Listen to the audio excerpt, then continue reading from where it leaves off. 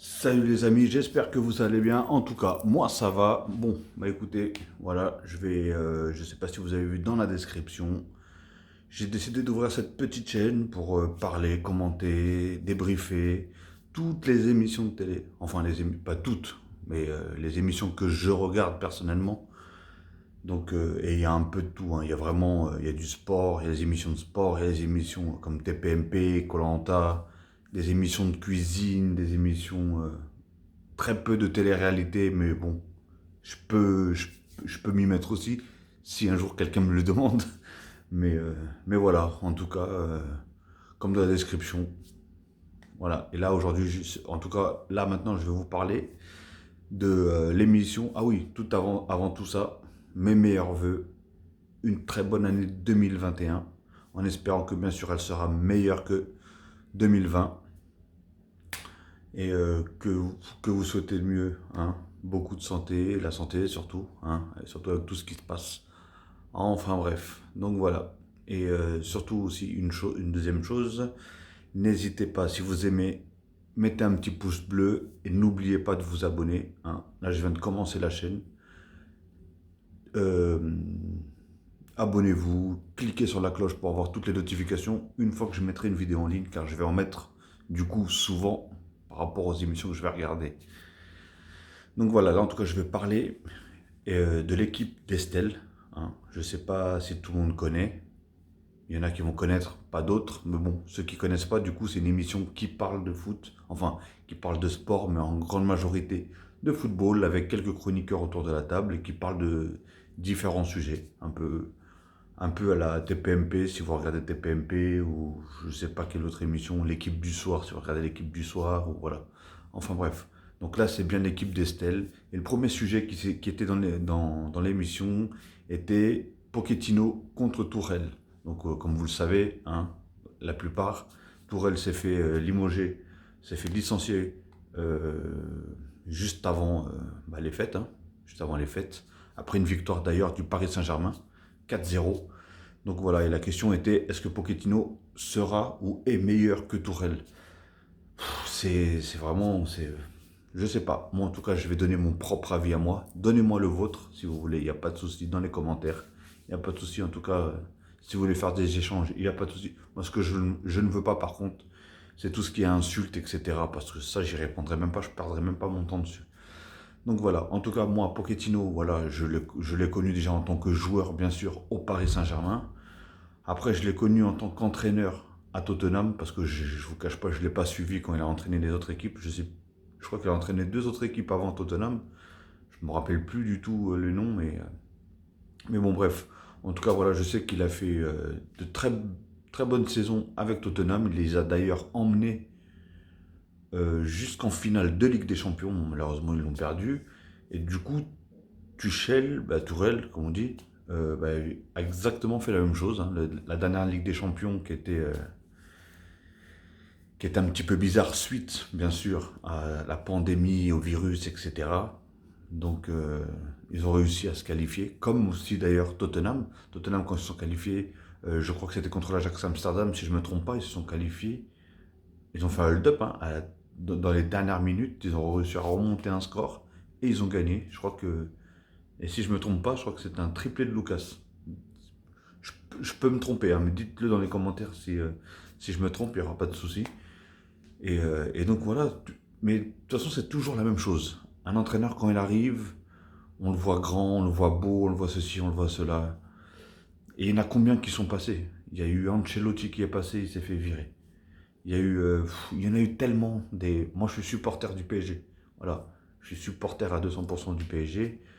Et Tourelle, ça a été exactement la même chose. Quand il est arrivé, on a dit c'est un genre de Guardiola. Pas un genre de Guardiola, mais un mec qui se prend la tête sur les techniques, d'essayer de rendre les joueurs meilleurs. Il se prend la tête sur des vidéos, sur ceci, cela. Voilà, c'est l'entraîneur vraiment figé. Et donc voilà, au début, tout se passait bien. Donc tout allait bien. Euh, et après, du coup, là, du jour au lendemain, depuis un peu l'arrivée de Leonardo, on va dire que il y a eu beaucoup de rumeurs comme quoi ils s'entendaient pas trop. Et après, je pense que c'est le fait qu'il avait lâché quelques mots, quelques phrases, surtout dans une chaîne allemande qui disait que le PSG, malheureusement, c'était pas 100% foot.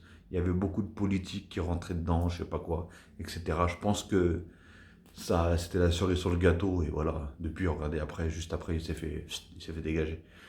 Donc voilà, en tout cas, Pochettino, bah, j'espère en tout cas, j'espère qu'il fera autant de belles choses avec le PSG comme il a fait avec Tottenham.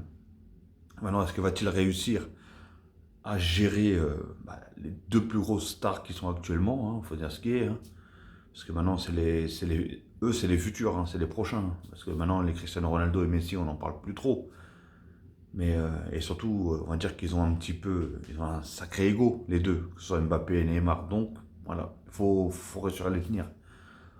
En tout cas, voilà, je lui souhaite la bienvenue et surtout bonne chance à Pochettino. J'espère qu'il fera aussi bien que Tourelle, encore mieux. Parce que du coup, ce qui manque vraiment au PSG, c'est la Ligue des Champions, qu'on le veuille ou pas. Après, il y a eu une autre question aussi qui a eu, c'était est-ce que s'il se fait éliminer du coup par le Barça, ça changerait quelque chose? Il y en a qui disaient oui, il y en a qui disaient non. Alors moi, je me dis non parce qu'il vient d'arriver, mais oui parce que là, c'est le pire Barça depuis des décennies, je crois. Franchement, je regarde les matchs du Barça parce que c'est pas, je suis pas supporter du Barça, mais c'est toujours ma deuxième équipe. Vous savez, chaque joueur, ils ont leur équipe de cœur. On est supporter d'une telle équipe, mais on a toujours une deuxième équipe qu'on aime bien. Comme il y en a qui supportent Marseille, ils vont supporter la Real, ou le PSG et le Real, PSG ou Barça, ou Marseille, Barça, Lyon, Barça, enfin bref. Donc voilà, et moi c'est le PSG voilà, à 200%, et Barça j'aimais bien en tout cas quand il produisait du très très beau jeu, ça fait déjà un petit moment, quelques années d'ailleurs, qui produisent pas grand chose, et qui comme d'habitude attend que le génie argentin fasse le maximum. Enfin bref.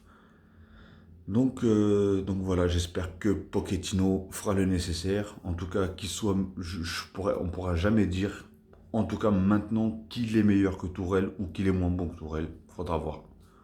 Faudra voir. Et de toute façon, je pense que si là, ce coach-là, il n'y arrive pas avec PSG, et attention, il faudrait voir une chose aussi, c'est que là, si le PSG sort contre le Barça, je pense que déjà, il y a des joueurs qui vont vouloir partir. Parce que déjà, il y a des joueurs qui veulent partir. Mon Neymar, je crois qu'il a fait rétro-pédalage, comme on dit, par rapport à Barcelone, hein. Sauf que maintenant, il sait que Messi, sûrement, va partir aussi. Mais par contre, Mbappé, lui, il est toujours, je pense, attiré par le Real de Madrid. Donc, à voir, franchement, à voir. Et est-ce que du coup, derrière, il va pouvoir ramener d'autres joueurs, d'autres très bons joueurs surtout, parce que là, c'est ce qu'il faut, hein. Et on sait que la Ligue des Champions, voilà, hein, pour arriver dans le carré final déjà, pour arriver même en finale et encore plus la gagner, tu peux pas y aller avec une équipe de pacotille. Donc voilà. Après, le deuxième sujet, c'était sur Giroud. Giroud aimerait rester à Chelsea. Mais apparemment, il a eu une proposition de Pirlo, du coup. Enfin, Pirlo a, comme on dit, balancé un petit pic en disant qu'il était quand même intéressé par ce joueur-là, qu'il aimait bien ce joueur-là. Mais Giroud, je crois il a toujours dit de toute façon qu'il était bien à Londres, ça le plaisait, sa famille était bien à Londres, qu'il était bien à Chelsea, qu'il adorait l'équipe, etc. Patati patata. Et en plus, il a vraiment pas de chance ce joueur-là, parce que du coup, là, il commence à avoir un petit peu plus de temps de jeu, parce que la saison dernière, il a eu très très peu de temps de jeu, mais il a fait le boulot. À chaque fois qu'il est rentré, il a fait le boulot. Là, cette saison, il a un petit peu plus de temps de jeu et il fait encore un meilleur boulot, hein, faut dire ce qu'il est, hein. J'ai l'impression que lui aussi, lui fait partie des joueurs comme par exemple Benzema, Giroud. Je ne suis pas là en train de les comparer, hein, loin de là. Je comprends même pas d'ailleurs pourquoi il y en a ils font la gueule à Giroud parce que Benzema il est pas pris ou quoi que ce soit. Franchement, c'est du n'importe quoi. Mais bon, je ne veux pas rentrer dans ce sujet-là, hein. Comme si c'était Giroud qui avait forcé l'entraîneur à prendre Giroud et pas Benzema, ou qui lui avait craché sur son dos. Enfin bref, moi je suis pas là pour défendre ni Giroud ni Benzema. Je m'en fous, hein. Chacun joue à ce qu'il veut et basta. Mais en tout cas, voilà, lui veut rester à Londres, il veut rester à Chelsea. Mais le problème, c'est que Chelsea, en ce moment, là encore le dernier match, bon, en plus Giroud, il a même pas joué d'ailleurs. Et c'est ce que tous les supporters se sont plaints. pourquoi il n'a pas fait Giroud en sachant que Giroud en ce moment il est en forme et surtout qu'ils se sont mangés une rouste 3-0, 3-1 contre Manchester City. Ça fait pas plaisir. Et du coup ils sont tombés à la 8e place, je crois, au classement. Donc ça fait encore moins plaisir et apparemment Lampard serait sur la select. Et comme par hasard, Lampard, au moment où il commence à faire jouer de plus en plus Giroud, d'ailleurs, juste, il y a que dans ce match-là où est-ce qu'il l'a pas fait jouer, mais tous les autres matchs, il l'a fait jouer. Donc franchement, si du coup Lampard part et on ne sait même pas qui c'est qui va le remplacer, et est-ce que du coup même le remplaçant va compter sur Giroud par rapport à son âge, etc., ceci, cela. Donc voilà. Et après, il faut se dire une chose, c'est que voilà, les attaquants de Chelsea, comment il s'appelle, Tino Werner ou je sais pas quoi, ça a été un très bon joueur, mais depuis qu'il est à Chelsea, il ne met pas un pied devant l'autre, il marque très très peu. On a Abraham, bon, il est très jeune, mais depuis un petit moment, il ne marque pas trop non plus. C'est d'ailleurs pour ça que Giroud, à chaque fois, il rentre, et il a limite pris la place d'Abraham en tant que titulaire depuis un moment. Donc voilà, et en sachant que à la Juve, il y a Dybala qui peut jouer en neuf, Morata qui joue en neuf, et comment il s'appelle, et CR7 qui peut jouer en neuf. Donc où est-ce que sera la place de Giroud? Je dis pas que les autres sont meilleurs que lui, mais je dirais pas que Giroud est meilleur que les autres. Donc voilà, et surtout que même Dybala est souvent remplaçant, en plus il n'est même pas titulaire, donc franchement, je ne sais pas du tout. C'est vrai que c'est une question qu'il faudrait vraiment qu'il se pose. Est-ce que du coup Lampard reste ou pas, ou ceci, cela. Tout ça, ça va jouer, je pense, sur sa décision. Ok les amis, après du coup, il y a eu le foutoir, comme ils appellent ça, là, avec plusieurs informations. Alors du coup, on a appris que Rafinha du PSG et Coco Ekambi, ils ont été testés positifs au Covid. Ça veut dire que pendant 7 jours, ils seront enfermés, ils ne pourront pas sortir, et ils ne pourront rien faire du coup, et ils ne pourront pas jouer. Alors Rafinha déjà c'est vraiment un manque pour le PSG, parce que dernièrement, même Tourelle il le mettait tout le temps titulaire depuis, parce qu'il apportait énormément, il faut dire ce qui est, et j'adore ce joueur, on ne l'entend pas, mais qu'est-ce qu'il est précieux, qu'est-ce qu'il est précieux. Il a une zone de jeu qui est tellement énorme, il a une qualité de passe, une vista, énorme, franchement, et c'est un joueur, il n'y a pas de fantaisie, il n'y a rien, c'est magnifique, il fait le geste qu'il faut, parfait. Et après on a Coco Ekambi, qui du coup était très très en forme, et là malheureusement, voilà, hein. En plus, du coup, Ekambi, du coup, Coco Ekambi, il est testé positif. On a, comment il s'appelle, Moussa Dembélé qui est pas là non plus parce qu'il a le bras cassé. Donc ça fait un peu cher pour les Lyonnais du coup et pour l'équipe de Lyon parce qu'en plus ils étaient très très bien partis. Là ils étaient limite premier ou deuxième je crois du championnat français avec Lille et franchement ils peuvent jouer facile le titre ou en tout cas la Ligue des Champions de l'année prochaine. Je pense qu'ils y seront hein, sur le podium. Hein. Donc voilà. Après ils ont fait montrer le Barça qui ont gagné bon à l'arrache d'ailleurs. D'ailleurs, j'ai une deuxième chaîne YouTube où est-ce que je parle je parle que de foot. En fait, c'est que des débriefs de matchs de foot. Donc, je la mettrai au pire dans la description, ma chaîne, pour ceux qui voudraient la voir. Parce que je débriefe tous les matchs de foot que je regarde. Et j'en regarde pas mal de tous les championnats, mais surtout le PSG et le Barça, comme je vous ai dit. Mais sinon, je regarde pas mal de gros matchs dans tous les championnats. Donc voilà. Alors, le Barça a gagné 1-0, d'une tristesse le match, je vous en parle même pas, d'ailleurs j'ai fait une vidéo sur ça, bref, c'est la tristesse absolue, mais bon, ils ont pris les 3 points comme on dit, et Griezmann était sur le banc, Griezmann de plus en plus, je sais pas, à un moment il revient bien, d'un coup il retombe, il se relève, il est complètement irrégulier, j'arrive pas à comprendre, franchement j'arrive pas à comprendre, mais bon voilà. Qu'est-ce que vous voulez? Regardez même Griezmann sur le banc, ils arrivent à gagner le PSG. Le Barça, pardon. Et du coup, le week-end dernier, il a joué, ils ont fait match nul d'ailleurs. Et Messi n'avait pas joué. Parce que Messi, je crois qu'il s'était blessé à la cheville, etc. Patati patata. Enfin bref. Après, je vais parler du prochain truc, c'est Luis Suarez. Luis Suarez qui donne la victoire à l'Atlético Madrid Rappelez-vous comment le Barça a éjecté Luis Suarez du Barça. Ils l'ont éjecté comme une merde. Ils l'ont pas respecté. Et aujourd'hui, il a marqué énormément déjà de buts depuis qu'elle a commencé avec l'Atlético Madrid. Et ça fait déjà, je crois, 2 fois qu'il donne d'ailleurs la victoire à l'Atlético Madrid. Hier, il l'a donné dans les dernières minutes, je crois à la 90e minute. Il a marqué le but qui d'ailleurs les a permis de reprendre la première place en sachant que le Real, ils avaient gagné juste avant. Donc voilà. Mais bon, je crois que l'Atlético Madrid, ils ont 1 ou 2 matchs de retard en plus.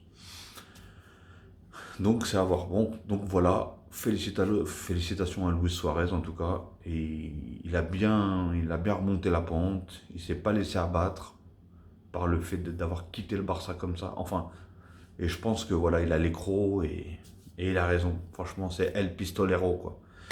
Donc voilà. Et après, le dernier truc qui s'était passé, le dernier sujet, c'était City qui met 3-1 à Chelsea. Du coup, franchement, une grosse claque pour Chelsea, franchement.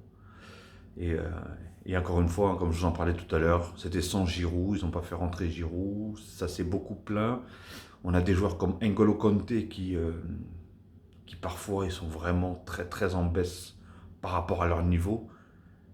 En fait, j'ai l'impression que c'est tout ou rien. C'est soit ils te font ce genre de joueurs, ils te font un match exceptionnel, soit c'est le néant. C'est le néant total. Et hier, c'était vraiment le néant. Mais c'était pas que lui, hein, loin de là. Hein. C'était beaucoup de joueurs. Et du coup, bah voilà, hein, ça a donné. D'ailleurs, City gagnait 3-0 et il a sauvé l'honneur. Je ne sais plus quel joueur a sauvé l'honneur et il a marqué un but. Donc, désolé si vous entendez un petit bruit, c'est le frigo. Je sais pas pourquoi il se déclenche maintenant, celui-là aussi. Et donc voilà les amis, en tout cas c'était le niveau, les sujets les plus importants qui étaient dans l'émission de Estelle Denis du coup, qui s'appelle l'équipe d'Estelle. Hein. Je ne sais pas si vous l'avez vu ou pas, en tout cas laissez un maximum de commentaires, j'y répondrai sans faute, si bien sûr il n'y a pas d'insulte, comme je vous ai dit en début de vidéo. Et n'hésitez pas à la partager, à mettre un pouce bleu si vous aimez bien sûr la vidéo. Et n'oubliez pas de vous abonner, un maximum d'abonnés et j'en ferai de plus en plus. Et franchement, on va essayer de créer une grande famille de débriefs d'émissions. Parce qu'il y aura des émissions pour tout le monde. Hein. Comme je vous ai dit, du sport, de la cuisine, Koh Lanta, TPMP, télé-réalité, ceci, cela. Il y aura de tout. Il y aura de tout. Ok les amis, bon, bah écoutez, je vais vous souhaiter une très très bonne journée, ou une très bonne soirée, ou une très bonne nuit, tout dépendra à l'heure où vous allez regarder cette vidéo. Et surtout, n'oubliez pas, abonnez-vous et cliquez sur la cloche pour avoir les notifications. Et sinon, je vous dis à la prochaine et prenez soin de vous. D'ailleurs, je vais en faire une juste après parce que là, je suis en train de regarder TPMP aussi. Et je vais faire un débrief sur TPMP. Ok les amis, bon allez, bisous à vous et prenez soin de vous.